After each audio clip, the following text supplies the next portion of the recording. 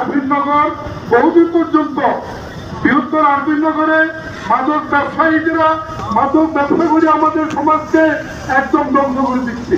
ছোট ছোট ছেলেমেয়েরা বাচ্চারা আজ মাদকের সাথে শনাক্ত হয়ে যাচ্ছেন এবং ছোট ছোট ছেলে মেয়েরা আজ অসামাজিক কার্যকলাপের সাথে মাদক খেয়ে জড়িত হয়ে যাচ্ছেন।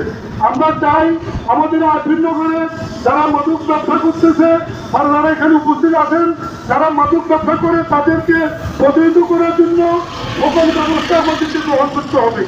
আমরা শিশু থেকে আরম্ভ করি বৃদ্ধ পর্যন্ত সমাজের সকল ব্যক্তি একত্রিত হইয়া মাদককে না বলবো এবং আল্লাহ রাসূলের যে হাদিস অনুসারে মাদক হারাম, সে হারামকে আমরা নিষিদ্ধ ঘোষণা করবো এবং আজকের থেকে আরম্ভ করি আমরা যতদিন বেঁচে থাকি আরবিনগরে আর মাদক ব্যবসা করতে দেওয়া হবে না। আমরা সবাই একত্রিতভাবে এটার প্রতিবাদ করবো। আমি আমার সংক্ষিপ্ত বক্তব্য এখানে শেষ করছি। আসসালামু আলাইকুম ওয়া রাহমাতুল্লাহি ওয়া বারাকাতুহু।